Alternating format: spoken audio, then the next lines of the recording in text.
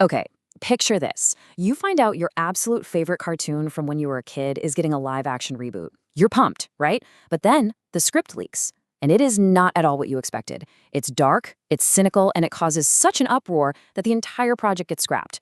Well, that is exactly what happened with the CW's Powerpuff. And today, we are going to dive deep into the leaked script that was just way too adult for TV. So what on earth could be in a script that would make a studio hit the brakes on what seemed like a surefire hit? Was the story just bad, or was it something more? We're about to find out, and let me tell you, it is a wild, wild ride. To really get to the bottom of this fascinating train wreck, we're going to look at a few things. First, how did our beloved heroes get so traumatized? Then, what have they even been up to all these years?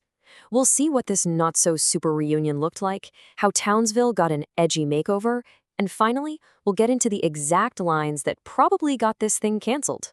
Let's do it. All right, so right from page 1, this script makes one thing crystal clear. The bright, happy-go-lucky world of the Powerpuff Girls we remember? Yeah, that's gone. It's been replaced by something way, way heavier. I mean, just look at the difference here. On the left, you've got the cartoon we all know and love, kid heroes saving the world. On the right, you've got jaded 25-year-olds who hate that they missed out on a normal childhood. They're not fighting for justice anymore. They're showing up to collect a check from a trust fund. It's a huge shift, and it totally sets the cynical tone for everything else.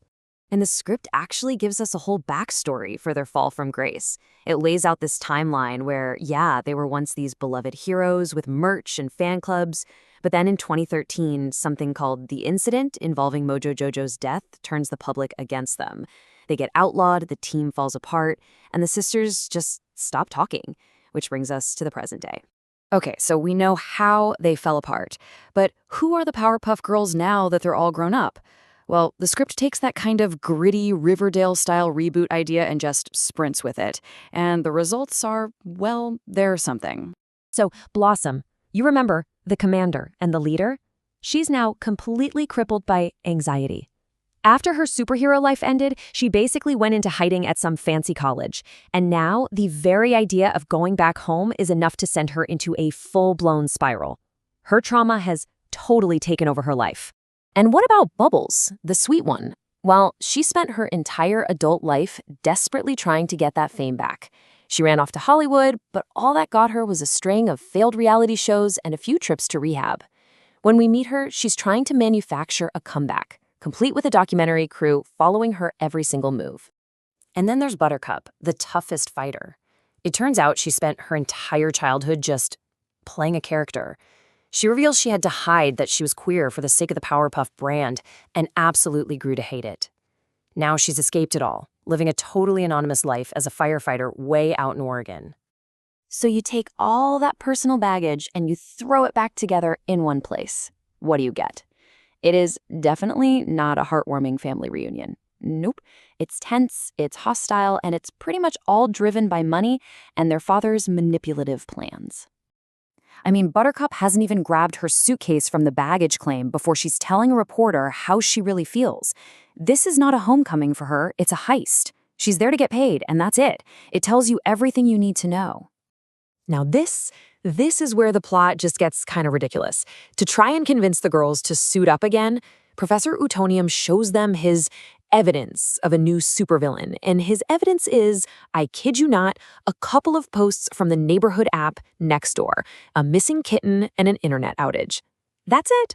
It's so flimsy, it's almost funny, but it really shows you how little the script cared about a believable story. And just when you think things can't get any more cynical, Blossom drops this little bombshell. Their entire childhood was basically a reality show. It turns out their own father would stage villain attacks just to boost their ratings and popularity. I mean, no wonder they're so messed up. This one line completely changes how you see the entire original cartoon. It's not just the girls who've changed either. The Townsville they come back to has also gotten a very 2021 edgy makeover. Think cynical politics and dive bars. Now, in what is maybe the cleverest twist in the whole script, the new mayor of Townsville is Jojo Mundell Jr., the son of their arch-nemesis Mojo Jojo. But he's not some supervillain. He's a slick politician who actually used the anti-Powerpuff sentiment to get elected, and he has a serious grudge against the girls. This is Jojo's snarky response when his aide is describing a political opponent. It's one of these moments where the script is clearly trying to be woke and have some sharp social commentary. But instead of feeling smart, it just kind of lands with a thud. It feels clumsy, like the writers were just trying to check a box without really having anything to say.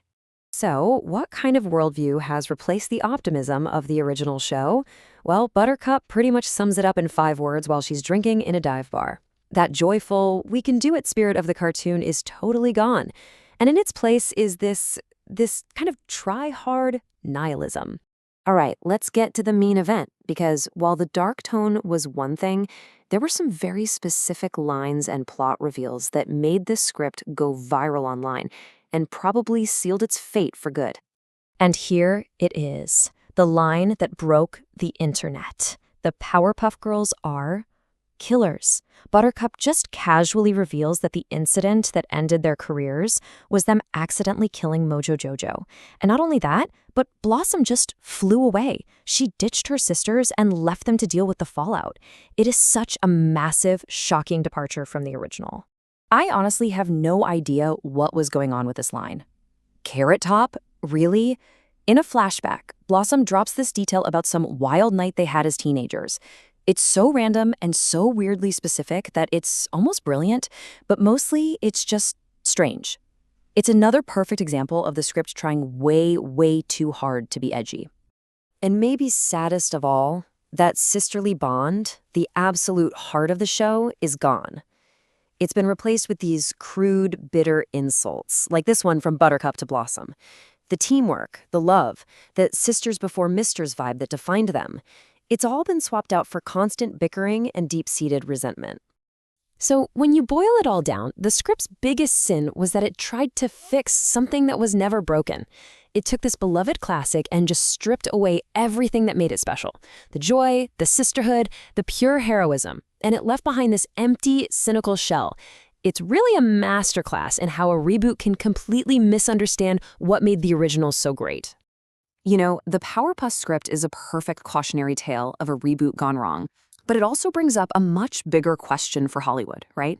Is it even possible to update a classic from our childhood for a modern adult audience without totally destroying it? Or are some things just better left in the past? It's definitely something to think about.